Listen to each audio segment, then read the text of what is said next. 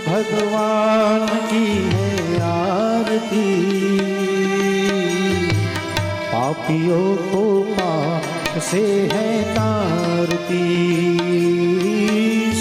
भागवती भगवान की है आरती, पापियों को पाप से है तारती।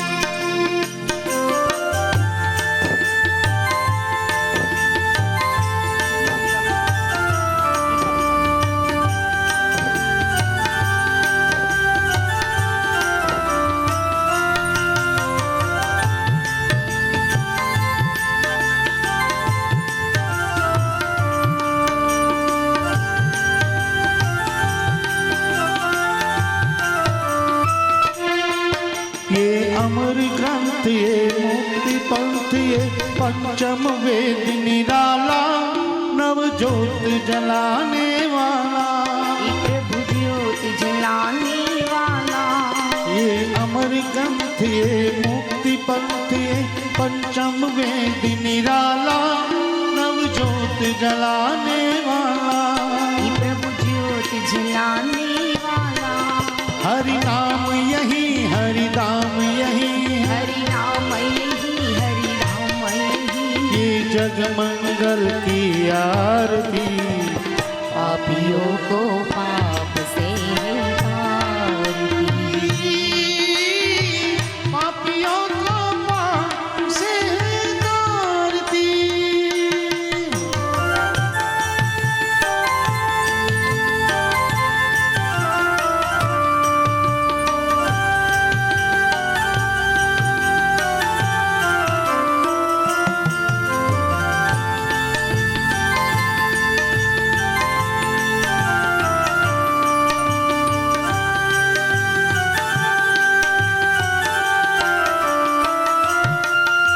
शांति गीत अमन पुनीत गाने वाला, हरि दर्श कराने वाला, हरि दर्श कराने वाला।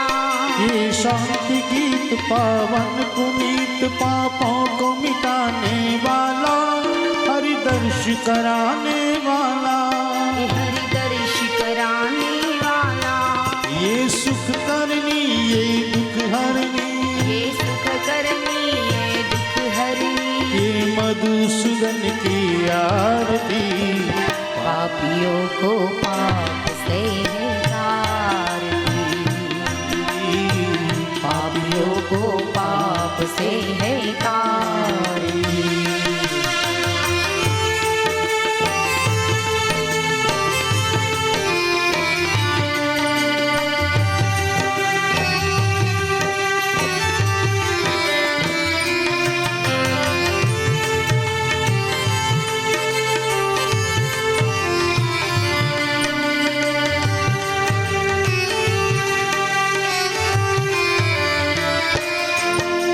मधुर बोल जग पंथ खोल, सतमार्ग बताने वाला, बिगड़ी को बनाने वाला, बिगड़ी को बनाने वाला।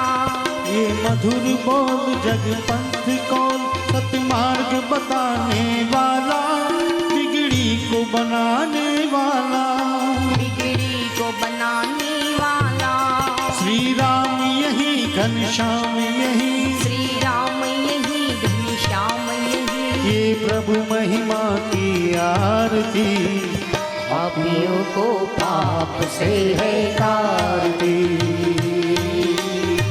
पापियों को पाप से है तारती। श्री भागवत भगवान की है आरती, पापियों को पाप से है तारती। पापियों को पाप से है तारती। कपूर गौरम करुणावतारम, संसार सारम पूज्य हारम, सदा वसंतम हृदयारविंदे, भवं भवामि सहितं नमामि।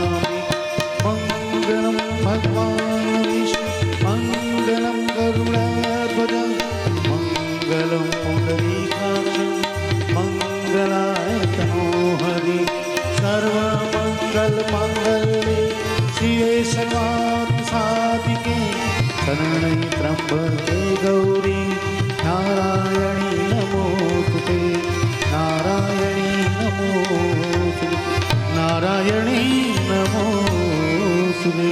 कृष्ण कन्हैया लाल की, श्री भागवत जी भगवान की, कहीं गंग मैया मात की। ચોથા સ્કંદની સમાપ્તિ કરી છે।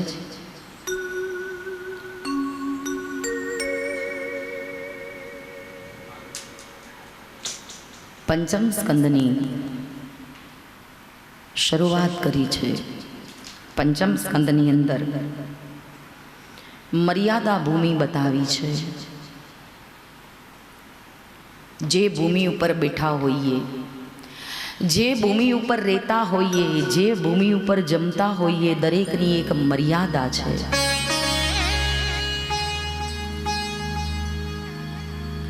તો પંચમ સ્કંદની શરૂઆતમાં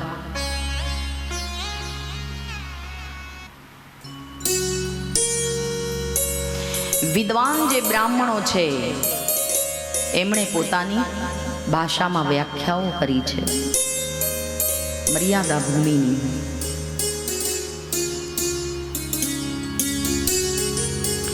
બીજા સ્કંદની અંદર ગુરુએ જે જ્ઞાન આપ્યું છે એની વાત કરી છે। ત્રીજા સ્કંદની અંદર અને ચોથા સ્કંદની અંદર જીવનમાં 4 સ્કંદ આપણે સાંભળ્યા। કંઈક એમાંથી જે સારું લાગે એ લેવાની વાત કરી છે। આજે ત્રીજો દિવસ છે પણ 4 સ્કંદ પૂર્ણ થયા। પાંચમા સ્કંદની શરૂઆત, એમાંથી શું સારું લાગ્યું એ લેવાનું, ગ્રહણ કરવાનું। પછી એવું નહીં કે જ્યાં બેઠા ત્યાંથી ખંચેરીને ઊભા થઈ ગયા, રાખો બીજે કેજો, બહુ છે અમારી પાસે, તો તમે રાખો ને। કહેવાય છે કે તીર્થભૂમિની રજ જોજો, કપડામાં ચોટીને ઘેર આવે ને ખંચેરો ને તો એ ઘર પાવન થાય, એ ઘર મંદિર બની જાય। ભજનમાં જઈએ, સત્સંગમાં જઈએ તો જ્યાં બેઠા હોય ને પછી આમ ખંચેરીને ઊભા ન થવાય। હું જોઉં છું બધા ઊભા થાય એટલે આમ ખંચેર ખંચેર કરશે, પણ શું ખંચેરો છો? હે, તીર્થયાત્રા, તીર્થભૂમિમાં મર્યાદા બતાવી છે કે એની રજ પણ જો કદાચ આપણા કપડે ચોંટે તો પણ પાવન થઈ જઈએ। 4 સ્કંદની મર્યાદા બતાવી છે, ગુરુએ જ્ઞાન બતાવ્યું છે। મેં ગઈ ફેરે કહ્યું હતું જ્ઞાનની વાત ઘણી બધી કરી છે, બહુ સુંદર વાત કરી છે કે છેલ્લો જે સ્કંદ છે 10મો, એ ભગવાનનું હૃદય બતાવ્યું છે, એ ભગવાનનું હૃદય છે। પાંચમા સ્કંદની અંદર ખૂબ સરસ વાત કરી છે। સ્કંદની અંદર ભરતજીની કથા છે। 3 ભરત થઈ ગયા, એક શકુંતલાનો ભરત, એક કૈકેયીનો દીકરો રામાયણમાં। ભગવાન શ્રી રામના નાના ભાઈ ભરત, અને એક ભારત દેશનું નામ છે ભરત, અનેક આ જડ ભરત, 3 ભરત થઈ ગયા। સુંદર કથા સાંભળજો। મેં કહ્યું તું પ્રથમ સ્કંદની અંદર મહાત્મમાં મેં કહ્યું હતું કે આ શક્તિઓ રહી જાય, તો હવે આ જડ ભરતની કથા છે। કહેવાય છે કે ભરતજી પોતે બ્રાહ્મણ કુળમાં અવતરણ થયું છે। સારું કર્મ કરવાથી ઉચ્ચ અવતાર મળે, બ્રાહ્મણ જેવો કોઈ અવતાર નહીં। ઊંચામાં ઊંચો જો અવતાર ગણીએ તો બ્રાહ્મણ, એનું કર્મ એને સાચવવું પડે, એનું કર્મ એને કરવું પડે ને એ પ્રમાણે એને રહેવું પડે। તો બહુ સરસ કહ્યું છે, બ્રાહ્મણને 6 કર્મ કરવા પડે, દાન કરવું પડે, એવું નહીં બધું લે જ કરવું પડે, કોક આપે તો।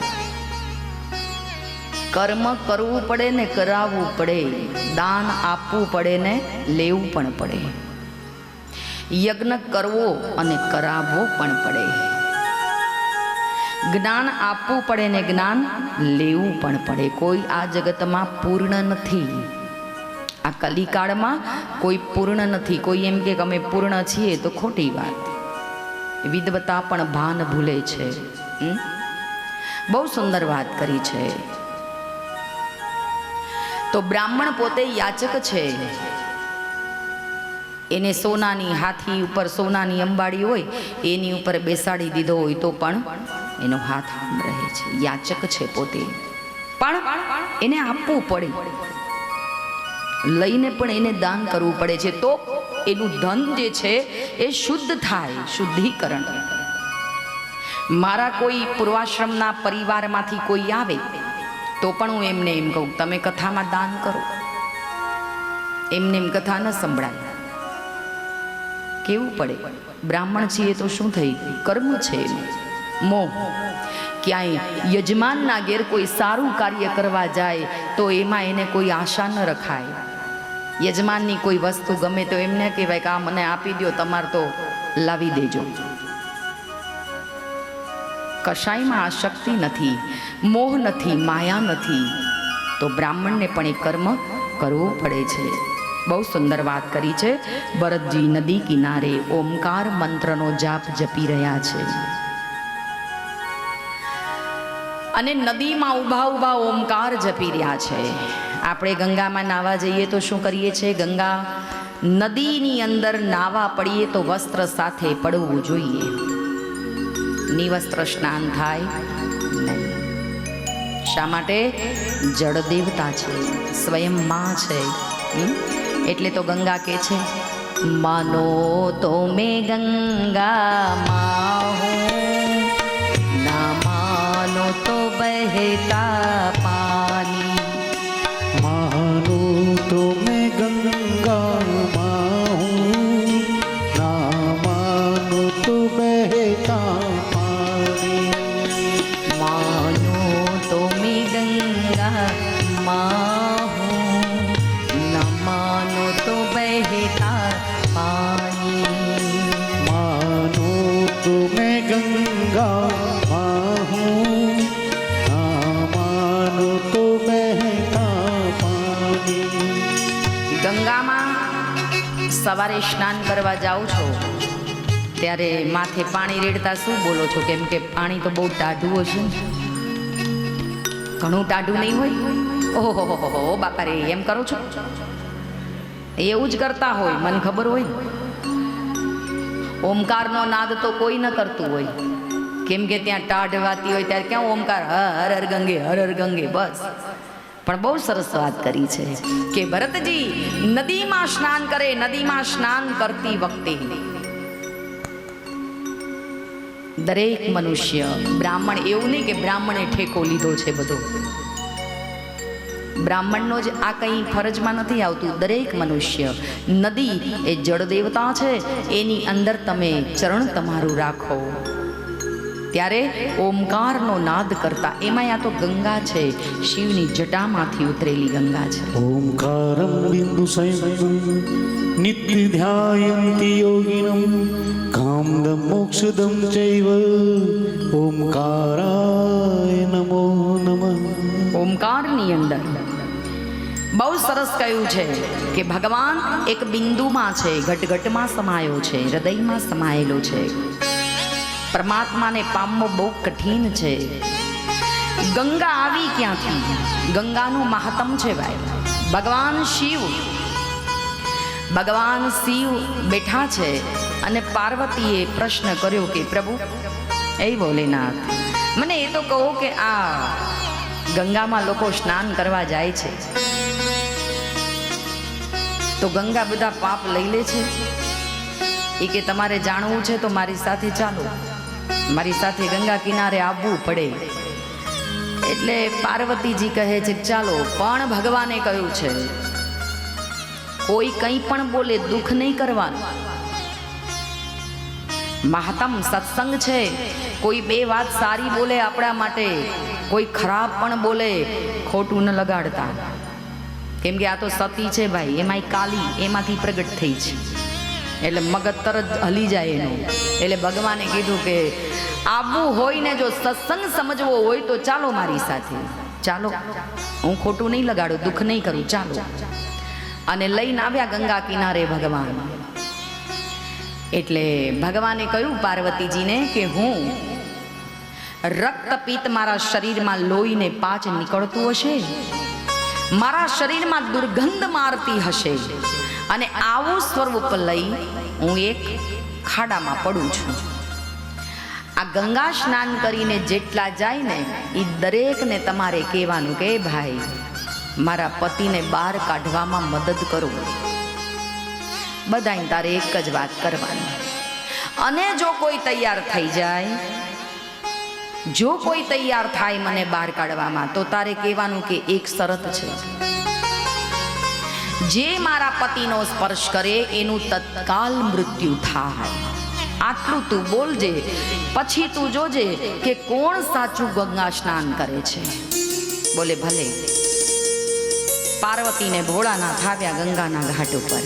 કેવી ગંગા? विष्णु के चरणों में गंगा जी का वास है, विष्णु के चरणों में गंगा जी का वास है, विष्णु के चरणों में गंगा जी का वास है, गंगा के चरण में शिव का निवास है, शिव का निवास है, विष्णु के चरणों में गंगा जी का वास है, विष्णु के चरणों में गंगा जी का वास है, विष्णु के चरणों में गंगा जी का वास है, विष्णु के चरणों में गंगा जी का वास है. ભગવાન શિવ ગંગાને કિનારે આવીને બેઠા છે. પોતાના શરીરમાંથી દુર્ગંધ મારે છે, લોહી પાચ નીકળી રહ્યા છે, વૃદ્ધ બની ખાડામાં પડ્યા. અને આ બાજુ પાર્વતીને કહ્યું છે હવે તું સુંદર સ્ત્રી બની જા. માં સુંદર સ્ત્રી બની અને ખાડા જોડે બેસી ગયા. ખાડા જોડે બેસી ગયા એટલે હવે ત્યાં તો બધા કેવા આપણા જેવા કોક ગયા હોય અને જોવે કે ભાઈ લાવો મદદ કરીએ એમ. એટલે કહ્યું કે બેન શું થયું છે? બોલે મારો પતિ ખાડામાં પડી ગયો છે, બહાર કાઢવામાં મદદ કરો, આ ગંગાના પાણીથી એને નવડાવો તો ક્યાંક એને રક્તપિત્ત ઓછું થાય, પીડા ઓછી થાય, મને મદદ કરો. એટલે કોક મદદ કરવા જાય એટલે તરત પાર્વતી શરત મૂકે કે ભાઈ મારા પતિને અડશો ને તરત મરી જશો. એ કે તો પછી ક્યાં આમાં ચાલવા લાગે બધા. રાજા રંક ફકીર બધાય નીકળ્યા, એમાં એક શેઠ નીકળ્યા. પાર્વતીજીને કહ્યું કે કેમ રડે છે બેન? એ કે જુઓ ને આ મારા પતિ ખાડામાં પડ્યા છે, એને બહાર કાઢવા મદદ નથી કરતું કોઈ, હાલ હું મદદ કરું. એટલે જેવા હાથ લંબાવા ગયા ત્યાં પાર્વતીએ કહ્યું કે તમારું મૃત્યુ થશે શેઠ, તમે મારા પતિને અડશો ને તો તરત મૃત્યુ થશે, એનો એવો શ્રાપ છે. તો શેઠ કે તો પછી શું છે આ ડોહામાં, હાલ ને ભાઈ અમારે ઘેર. શેઠ એવું બોલ્યા. પાર્વતીનો મગજ હલી તો ગયો પણ હવે કાંઈ બોલાય નહીં, કેમ કે સ્નાનનું મહત્વ જતું રહે, મહત્વ સાચું સમજાવવું છે. અને ત્યાં એક ગરીબ બ્રાહ્મણ નીકળ્યો છે. એણે પાર્વતીને પૂછ્યું કે રડે છે કેમ? બોલે મારો પતિ ખાડામાં પડી ગયો છે, ચાલો હું તને મદદ કરું. હાથ લંબાવા ગયો બ્રાહ્મણ. પાર્વતી બોલ્યા, શરત મૂકી, મારા પતિને બહાર કાઢશો તો તમારું મૃત્યુ થશે. એટલે બ્રાહ્મણ બોલ્યો છે કે કદાચ મરતી સમયે મેરે મુખ મેં તુલસી દલ હો, મેરા સાવરા નિકટ હો, જબ પ્રાણ તન સે નિકલે ઇતના તો કરના સ્વામી.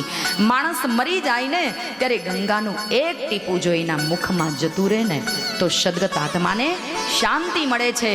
બેન આ તો આખો ગંગા કિનારો છે, અને કદાચ મારું મૃત્યુ થઈ જાય એક અતિથિની સેવા કરવામાં તો મને વાંધો નથી. અને જ્યાં ભગવાન શિવનો હાથ એ બ્રાહ્મણના હાથમાં આવ્યો છે ત્યાં તો બ્રાહ્મણને ન્યાલ કરી દીધો છે ભગવાને. એની કાયા પલટ થઈ ગઈ છે. કહેવાનું તાત્પર્ય એવું છે, જન સેવા એ પ્રભુ સેવા. ખાલી આદિ તીર્થોમાં જઈને કથા સાંભળવાથી કે પિતૃનો દીવો વહેતો કરવાથી કાંઈ પુણ્ય નથી મળતા બાપ. એ પુણ્ય એટલું સસ્તું નથી ફટ લઈને તમારી જોડીમાં આવી જાય. હા, અને એટલે તો કયું છે ને, ભોલે તેરી જટા મેં. આ ગંગા પ્રાગટ્ય કઈ રીતે થઈ? ગંગાનું મહાત્મ મેં તમને સમજાવ્યું. હવે એનું પ્રાગટ્ય કઈ રીતે થયું આ ધરતી ઉપર, આવી કઈ રીતે? તો રામાયણનો પ્રસંગ છે. સગર રાજાના 60,000 દીકરાઓ પાતાળમાં અશ્વમેઘનો ઘોડો લેવા માટે ગયા, શોધવા માટે. પાતાળમાં જતા રહ્યા કીડા થઈને, પાછા આવી ન શક્યા. એટલે એની તૃપ્તિ માટે સગર રાજાના ભાઈ જે હતા ભગીરથ, પોતાના ભત્રીજાઓ 60,000 જે એમના દીકરાઓ જે પાતાળમાં ગયેલા, અને એમને મોક્ષ માટે ભગીરથ રાજાએ તપસ્યા કરી છે, ગંગાને પ્રગટ કરી. અને ત્યારે ગંગાને અભિમાન આવ્યું કે મારો ધોધ કોઈ ઝીલી ન શકે, મારો ધોધ જો કોઈ ઝીલી શકે એને તૈયાર કરો. એટલે ભગીરથ રાજાએ બ્રહ્માની ઉપાસના કરી. બ્રહ્મા પ્રગટ થયા એટલે કહ્યું કે અમારા કોઈનું કામ નથી, આમાં તો શિવ જ કામ લાગે. એટલે ભગવાન શિવને પ્રગટ કર્યા. ભગવાન શિવને કહ્યું છે આ ગંગા જે છે એને હું કહું છું કે એક વેણ તારું અહીં વહેતું કર, પણ ના પાડે છે કે મારો ધોધ કોઈ ઝીલી ન શકે. ત્યારે ભગવાને પોતાની જટાનો એવો ઘેરાવો કર્યો છે, અન ગંગાને કીધું છે કે જેટલા જોરથી આવવું હોય ને એટલો તારો પ્રવાહ મારી જટામાં લાવ. અને ગંગા કહેવાય છે કે સ્વર્ગથી ઉતરી અને જેવી ભગવાન શિવની જટામાં ગઈ છે, અને ત્યાં તો ભગવાને એને જટામાં મૂંઝાવી લીધી છે, જટા વીંટી છે ભગવાને. ગંગા કહેવાય છે મૂંઝાઈ ગઈ. એટલે ભગવાનને એમ કહેવા લાગી કે પ્રભુ મને મુક્ત કરો, મને આપની જટામાંથી મુક્ત કરી દો, મને મારું ભાન થઈ ગયું છે. માટે અભિમાન આવ્યું હતું એક ક્ષણિક વાર, માટે હવે મને મુક્ત કરો. એટલે ભગવાને કહ્યું એક શરત, વચન આપો કે સદાય તમારું એક વેણ મારી જટામાં વહેતું રહેશે.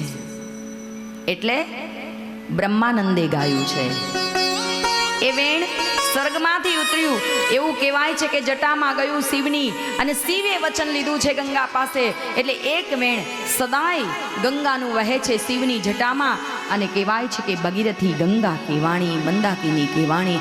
પછી તો જે રાજાઓએ તપસ્યા કરી ગંગાનું અવતરણ કર્યું ધરતી માથે, સ્વર્ગથી એ ગંગા આવી છે. હા, અને એટલે કહ્યું છે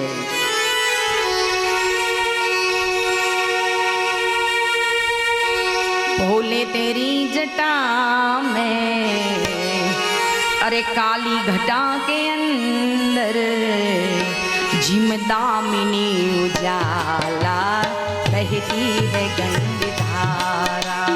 भोले तेरी जटा में, शंकर तेरी जटा में बहती है गंगाधारा, बहती है गंगाधारा. भोले तेरी जटा में बहती है गंगाधारा, भोले तेरी जटा में बहती है गंगाधारा.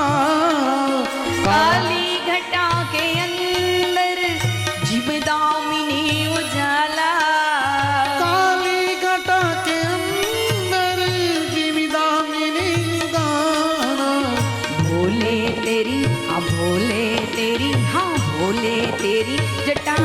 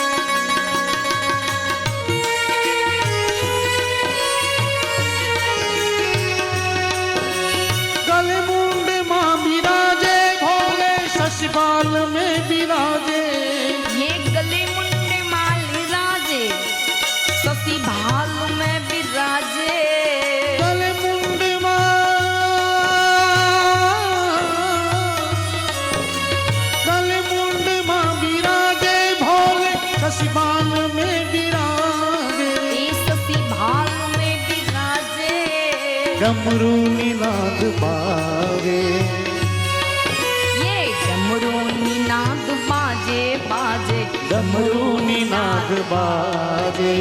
कर में त्रिशूल धारा, कर में त्रिशूल धारा, शंकर तेरी जटा में, भोले तेरी जटा में बहती है गंग धारा, भोले तेरी जटा में बहती है गंग धारा, भोले तेरी जटा में।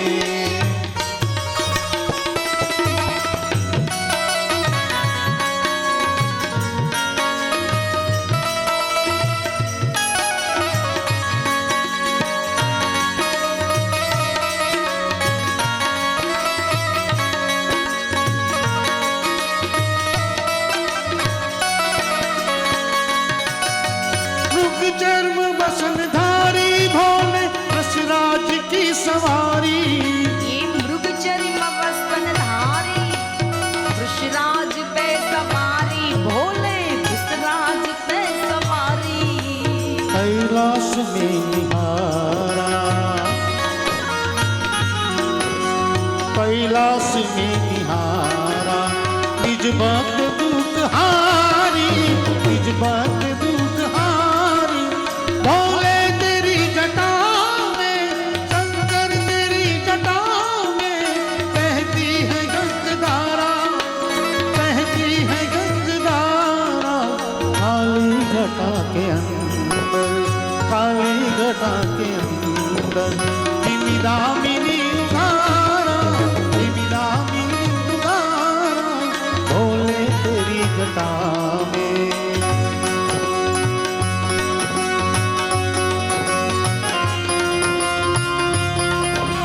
सुनो तो गंगा ये क्या सुनाए, हमारी तट पर वो लोग आए, जिन्होंने ऐसे नियम बनाए कि प्राण जाए पर वचन जाए। गंगा हमारी, ओ गंगा हमारी कहे पापी रोते रोते, नाम तेरी गंगा तेरी हो गई, पापियों के पाप धोते धोते, हो राम तेरी गंगा मेरी हो गई, पापियों के पाप धोते। છેલ્લે આ બ્રહ્માનંદનું ભજન છે અને છેલ્લે બ્રહ્માનંદે એક પંક્તિમાં બહુ સરસ ગાયું છે. આ યાદ રાખવા જેવી લીટી છે. જય હો. શિવ નામ જો ઉચારે સબ પાપ દોષ ટારે. શું કહ્યું છે? દિવસમાં 11 વખત ગંગા સ્નાન તો કરવું જ રહ્યું. ગંગામાં જઈએ એટલે શંકર શંકર શંકર શંકર, ઓમ નમઃ શિવાય 11 વખત. શિવપુરાણ કહે છે કે 11 વખત પોતાના મુખથી કોઈ પણ વિચાર ન હોય અને ગંગામાં ચરણ મૂકતા જો ભોલેનાથને યાદ કરો તો સારા દિવસના શું કે છે કે શિવ નામ જો ઉચારે सब पाप दोष टारे, सब पाप दोष टारे, ब्रह्मानंद हो मोक्ष तुम्हारी. શું કે છે? મોક્ષ થઈ જાય. કઈ રીતે? બહુ સાગર તરવાની જરૂર ન પડે, પણ મોક્ષ આપમેળે થઈ જાય. બ્રહ્માનંદ હો મોક્ષ તુમારી, ભવ સિંધુ પાર તારા, બહેતી હૈ ગંગધારા. शिव नाम जो उतारे भोले सब पाप वो उतारे, शिव नाम जो उतारे भोले सब पाप दोष टारे, ब्रह्मानंद ना विसारे, ब्रह्मानंद ना विसारे, भव सिंधु पार तारे, भव सिंधु पार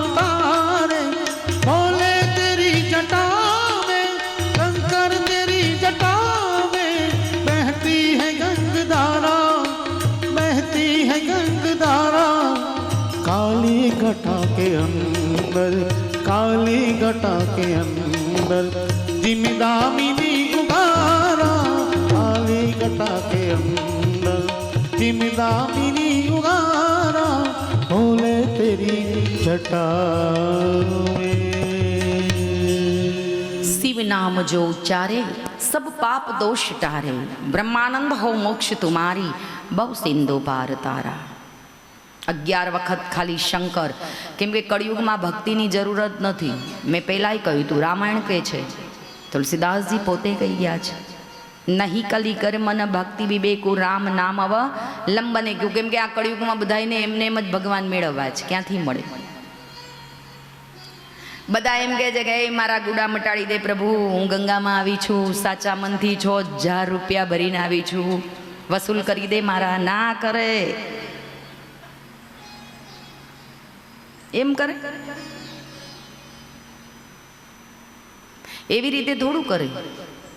મનમાં કપટ, છલ, છિદ્ર, મોહ, મત્સર, માયા 6 તત્વ છે. આ 6 તત્વને હું ને તમે બહાર નથી નીકળી શકતા. એક સંત હતા, એણે એક વેપારી એની પાસે ગયો કે મારે લોખંડનો ધંધો હતો, એવું કહ્યું. આ તમાકુ ખાવાવાળા છે ને, તો પેકેટ કેમ એવું રાખ્યું છે? નકર આ બધા છે ને અમારી નજરમાંથી બહાર ન નીકળે. હો, કેમ કે એક ભાઈને મેં એમ કહ્યું કે વ્યસનની મુક્તિ કરો, એટલે એમણે શું કર્યું ખબર છે? મેં કીધું બીડી નહીં પીવાની. મન કે માતાજી પીધી છે, મેં પીવાતી હશે મારાથી, હું બીડી પીવું? મને કે પીવો જ ખબર પડે કેવો નશો ચડે. મેં કીધું કેવો ચડે? મને કે જુઓ, લાભ કેવો સરસ થાય. બીડી પીએ એટલે ધુમાડા નીકળે કે નહીં? મેં આ નીકળે ને. મને કે એ ધુમાડા ક્યાં જાય? મેં કીધું એ તો બધા હવામાં વેરાઈ જાય. મને કે ના ના, એ બીડીઓ પીએ ને અમે, એ ધુમાડા ઉપર જાય આકાશ, પછી એના વાદળા બને અને પછી વરસાદ પડે. લ્યો બોલો, તમે પીવો, દીધે રાખો, બીજું શું? અને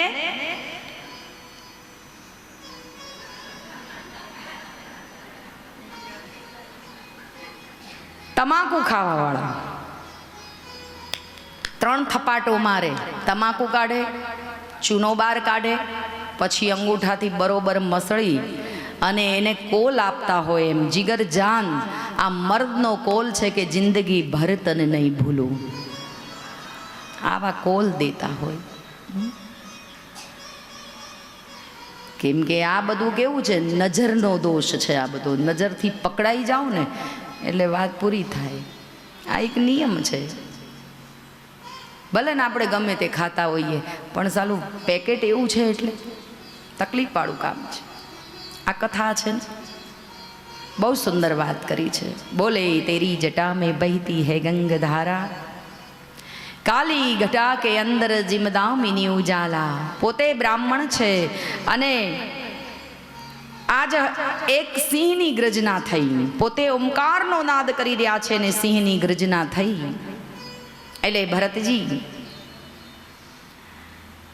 જે હરણી હતી એ ગર્ભવતી હતી, નદીમાં સ્નાન કરવા ગઈ અને એને ત્યાં પ્રસૂતિ થઈ ગઈ. હરણીનું બચ્ચું તણાવા લાગ્યું ને હરણી મરી ગઈ. એટલે ભરતજી કહેવાય છે કે આ બ્રાહ્મણ, એનો જીવ એનામાં ગયો. એટલે બીજા જન્મમાં કહેવાય છે કે પોતે આ બચ્ચાને મોટું કરે, પાળી પોષીને. પણ જ્યારે હરણનું બચ્ચું મોટું થયું એટલે જંગલમાં ક્યાંય જતું રહ્યું. નાનું છોકરું હોય ને આપણું, ત્યાં સુધી જ આપણા કહેવામાં રહે. પછી મોટા થઈ જાય પછી આપણા કહેવામાં ન રહે. 10 વર્ષના નહીં રહેતા ને. 10 વર્ષનું હોય તો કે તમારા બુદ્ધિ છે, એવું ના હોય, આમ જ હોય એમ કે. બહુ સુંદર વાત કરી છે. વાનપ્રાસ્ત વૃદ્ધાવસ્થાની વાત કરી છે.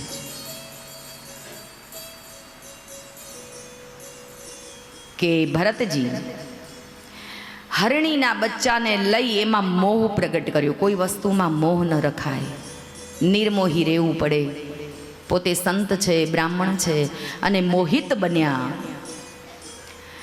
એટલે કહેવાય છે કે જ્યારે એમ મરી ગયા ત્યારે છેલ્લો સમય એમનો હતો અને હરિણીનું બચ્ચું ક્યાં ગયું, એ બચ્ચાનો શું કરતું હશે, ક્યાં હશે, ખાતું હશે, પીતું હશે, ભૂખ્યું રહેતું હશે, આવી બધી એમને એક લગની લાગી અને એમ કરતાં કરતાં પોતાનું શરીર સુકાઈ ગયું, પોતે મૃત્યુ પામ્યા. બીજા જન્મમાં એ હરણ બન્યા. જે વસ્તુમાં તમારો રાગ રહી જાય, આ શક્તિ રહી જાય, એ તમે બનો. અમારે રેલવેમાં બેનો બેઠી હતી તો કે મેં ગરુડ પુરાણ વાંચ્યું છે ને મેં પેલું વાંચ્યું છે ને એમાં આવું કહેવાય ને એમાં ભાગવત એમ કહે છે, ધ્યાન આપજો વાત ઉપર. ભાગવત એમ કહે છે કશું જ થતું નથી, પણ માણસ મરતી સમયે જેની અંદર જીવ રાખે છે એ જ વસ્તુ બનાય છે. પછી એ જાનવર હોય, પશુ હોય, પંખી હોય, કંઈ પણ હોય. બ્રાહ્મણ પોતે હતા પણ એમનું ધ્યાન હરણના બચ્ચામાં ગયું તો પોતે હરણ બન્યા બીજા જન્મમાં. નકર મોક્ષ મળે એમને. વિદ્વતા હતી પોતામાં પણ પોતે હરણ બની ગયા બીજા જન્મની અંદર. કહેવાય છે કે હરણ થયા પછી એનો મોક્ષ થયો અને ઋષિ બન્યા છે. પણ ભરતજીનો જન્મ એક બ્રાહ્મણ કુળમાં થયો છે એટલે એમને યજ્ઞ પવિત્ર જનોઈ આપી છે, જનોઈના સંસ્કાર આપ્યા છે. પણ ભરતજીને નાવું ધોવું કાંઈ નહીં, પોતે જડતા ભર્યું જીવન જીવે છે, જડ જીવન જીવે છે પોતે. નહીં ઘણા આપણે કહીએ આ તો જડ જેવો છે એમ કહીએ છે ને, ભરતજીનું એવું જીવન છે. પણ ભરતજીને એવું નથી કે સ્નાન નહીં કરવું, પણ બસ પોતે પોતાની મસ્તીમાં જીવન જીવે છે. અને એ ભરતજી પોતાના ભાઈઓ એમ કહેતા કે આ ખેતર છે, ખેતરે જા, તો ખેતરે જાય ખરા પણ પક્ષીઓને ઉડાડે નહીં. ભરતજી એમ કહેતા હતા કે ચોર ખાય, મોર ખાય, ઢોર ખાય, બધાને આપી દેવા, વધે તો આપણે લઈ જઈશું, નકર કાંઈ નહીં, સીતારામ. તો એમના ભાઈઓએ ના પાડી દીધી કે આજથી ખેતરમાં જતો નહીં, કેમ કે બધું ઊંધું કરીને આવે છે, બધું લોકોને ખવડાવી દે છે, પક્ષીઓ ઉડાડતા નથી. એક વખત આ જ ભરતજી, રાહુગણ નામનો રાજા હતો, એને મહાકાળી માતાના દર્શને જવું હતું, શુદ્ર જાતિનો. અને એમાં એના ચાર જે ઉચકવા પાલખી ઉચકવા વાળા હતા એ 4 જણામાંથી એક જણ બીમાર પડ્યો એટલે એકની જરૂર પડી. કોઈ તગડો માણસ હોય એને શોધી લાવો, આવું રાજાએ ફરમાન કર્યું. એટલે તગડામાં આ ભરતજી નીકળ્યા ખેતરમાં, ત્યાં એને ઝડપાઈ ગયું. ચાલે અમારા રાજાને દર્શન કરવા જવું છે, માટે ચાલ અમારી સાથે. ભરતજીને લઈ આવ્યા. ભરતજી પાલખી ઉપાડે, પણ ભરતનો એક સ્વભાવ હતો કે નીચે જો કીડી જોઈ ગયા હોય ને તો કૂદકો મારે. હવે ઠેકડો મારે તો પાલખી કેવી થાય? ઓલો રાજા ગોઠામડા ખાય, અંદર ઉલટ પુલટ થઈ જાય. એટલે કહે છે કોણ છે આ મૂર્ખ માણસ? ખબર નથી પડતી કે હું રાહુગણ નામનો રાજા છું અને આવી રીતે પાલખી ઉચકાય. ભરતજીનું અપમાન થયું, તિરસ્કાર કર્યો. નીચે ઉતારો મને. રાહુગણ નામનો રાજા નીચે ઉતર્યો, ભરતજીને અપશબ્દ બોલ્યો. એટલે ભરતજીએ કીધું, ભાઈ તું દેવીના દર્શન કરવા જાય છે તો શા માટે બીજાને કષ્ટ આપે છે? આપણે દર્શન કરવા જઈએ, દેવ મંદિરે જઈએ તો કોઈને કષ્ટ ન અપાય. અને આપણું દર્શન ત્યારે જ ફળીભૂત થાય, કોઈ પણ દર્શનમાં ત્યારે જ ફળ મળે કે જ્યારે આપણે થોડા સમર્પિત થવું પડે. આપણે સમર્પિત થવું પડે. બહુ સુંદર પ્રસંગ છે. કૌરવો પાંડવોનું યુદ્ધ પૂર્ણ થયું. હસ્તિનાપુરમાં યજ્ઞ થતો હતો. ધર્મરાજા યુધિષ્ઠિરે યજ્ઞ કર્યો. યજ્ઞ ક્યારે પૂર્ણ થાય? કોઈનું કાર્ય સ્વીકાર્યું હોય તો ક્યારે પૂર્ણ થાય? આપણને જે સોંપી છે ફરજ એ પૂર્ણ કરવી પડે, પછી એમાં મોઢું ન બગાડાય. હવે હસતા મોઢે સેવા કરવી ને મોઢું ચડાવી નહીં સેવા કરવી. સેવા તો કરવી જ પડશે તમારે, ચાલશે નહીં એમાં. તો બહુ સુંદર કહ્યું છે કે જ્યારે વિષ્ણુ યજ્ઞ થતો હોય, પછી એ ભર ઉનાળો હોય ને એમાંય જો વિષ્ણુ યજ્ઞ થતો હોય તો વરસાદ પડે, પૂર્ણ થાય એટલે અમી છાંટણા થાય. પણ આમાં થયા નહીં. એટલે ધર્મરાજાએ કહ્યું કે હે કૃષ્ણ, હસ્તિનાપુરમાં મેં યજ્ઞ કર્યો, અમી વરસાદ ન થયો. એનું કારણ? બોલે એનું કારણ છે કે તમારા નગરમાં કોઈ ભૂખી આત્મા છે. અર્જુન ઉપડ્યા શોધવા કે કોણ ભૂખ્યું છે, પકડવા એને. એટલે નગરની બહાર એક સંત હતા અને બેઠા છે. અને એ સંત એવો અલખ જગાવી, કાનમાં મોટા કુંડળ પહેર્યા છે, માથે જટા છે, ભગવો બેખ માથે છે, અને એવા સંત બેઠા છે કે જેણે કેટલાના જન્મ સુધાર્યા છે ભાઈ. હે કે આટલો જન્મ સુધારો એ ગુરુ મારા, આટલો જન્મ સુધારો. હે આટલો જન્મ સુધારો ગુરુજી મારા, આટલો જન્મ સુધારો. એક સંતને જોયા. સંતને જોયા એટલે અર્જુને કહ્યું કે બાપજી, આપે પ્રસાદ લીધો યજ્ઞનો? બોલે નહીં. શા માટે? બોલે એનું કારણ છે, હું પ્રસાદ લેવા ન આવું નગરમાં. કેમ પણ? મને કોઈ 400 યજ્ઞનું ફળ કૃષ્ણ અર્પણ કરે તો જ હું તારા નગરમાં પ્રસાદ લેવા માટે આવું. પણ મહારાજ, અમારો તો એક યજ્ઞ અધૂરો છે. ક્યાં તમને અમે 400 યજ્ઞનું ફળ આપીએ? અમારો એક યજ્ઞ તો પૂર્ણ કરો. રમતા જોગી આયા એ નગર મેં, રમતા જોગી આયા હોજી. ઓ રમતા જોગી આયા નગર મેં, રમતા જોગી આયા. અલખ જગાયા એ સંતો ભાઈ, આવી અલખ જગાયો ઓજી.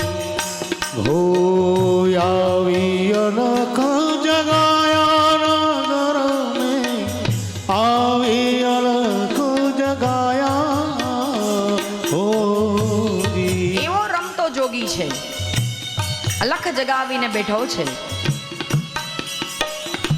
એક યજ્ઞ મારો પૂર્ણ કરો, પછી તમને 400. બોલે નહીં, મને પેલા 400 યજ્ઞનું ફળ આપો. નીકળી ગયા અર્જુન. આવીને વાત કરી ધર્મરાજાને.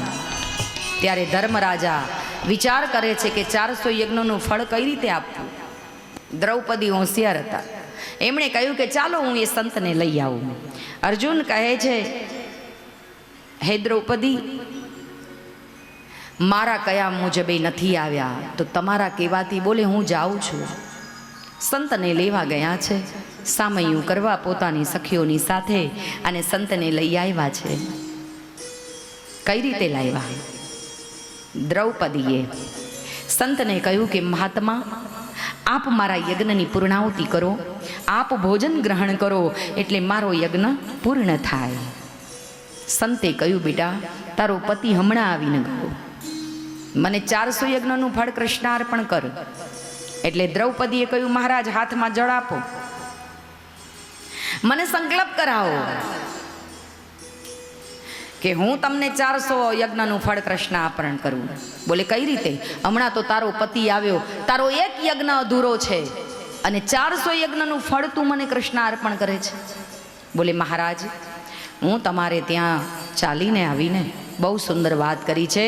કોઈ સાચા સંતો હોય, કોઈ સાચા સંત હોય અને એનું દર્શન કરવા જઈએ તો એક ડગલું જે ભરીએ ને તો એક યજ્ઞ બરાબર પુણ્ય મળે.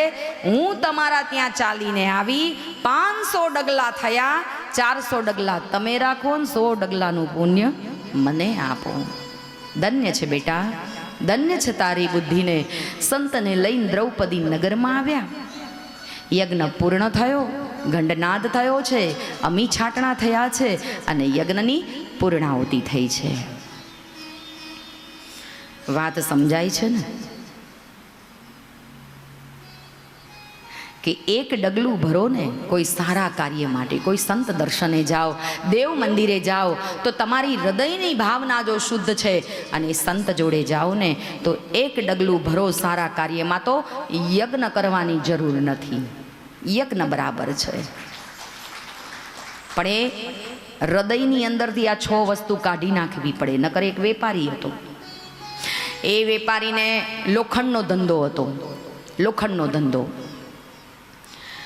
અને એ કેટલા વર્ષોથી બંધ પડ્યો એટલે દેવાનો દાસ થઈ ગયો. એટલે સંતને કહ્યું કે તમારી પાસે પારસમણીનો ટુકડો છે? સંતને એમ કહ્યું. એટલે સંતે કહ્યું કે હા છે ને. તો કે મને આપો ને, હું મારા લોખંડ છે તે એને અડાડું તો સોનું બની જાય. મેં એવું સાંભળ્યું છે મહારાજ, તો મને આપો. સંત કે તમે પચાવી શકશો? તમને ખબર પડશે આમાં? તો કે હા. લઈ આવ્યા.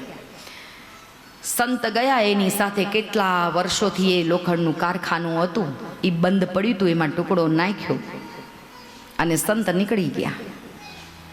એટલે ઘણો સમય થયો. પેલું તો લોખંડ જે છે એને પારસનો ટુકડો સ્પર્શ કરો એટલે તરત સોનું બની જાય. પણ આ તો મહિનો થયો, 2 મહિના થયા, 3 મહિના થયા, 4 મહિના થયા, 6 મહિનાના વાણા વીતી ગયા, પણ લોખંડ સોનું બન્યું નહીં. પેલો વેપારી કે આ બાવો મને છેતરી ગયો. એટલે બીજી વાર પાછા સંત આવ્યા. એટલે કે મહારાજ ચલો મારી જોડે, તમે મારા કારખાનામાં જે પારસમણી મૂક્યો છે ને એ હજી સોનું નથી થયું. સંત કે એવું ન બને, મેં કોઈને છેતર્યા નથી, ચાલ મારી સાથે. તે ટુકડાને મૂક્યો છે ક્યાં? આવ્યા સંત, ખોલી દુકાન, જોયું અંદર તો કેટલા વર્ષોથી એ કારખાનામાં, એ દુકાનમાં જે જાળા બાજી ગયા હતા ને, એ જાળાની અંદર એ ટુકડો પડ્યો ને ઝોલા ખાતો તો સ્પર્શ થયો નહોતો, એટલે એ સોનું નહોતો બન્યો. એમ આપણા હૃદયની અંદર બહુ સરસ કહ્યું છે વિરક્ત નામના સંતે. ધ્યાન આપજો વાત ઉપર. વિરક્ત નામનો સંત છે, એણે કહ્યું છે કે લોઢું જેમ સોનું બની જાય પારસના સંગમાં, પાપીઓ પાવન થઈ જાય સંતોના સંગમાં. પાપીઓ સંતોના સંગમાં, સંતોનો સંગ કરીએ એટલે જે કાંઈ આપણને આદત હોય ને એ છૂટવી જોઈએ. સંત સાચી સંગત કરી હોય તો તુલસીદાસજી એમ કહે છે પ્રથમ ભક્તિ કર સંતન સંગા.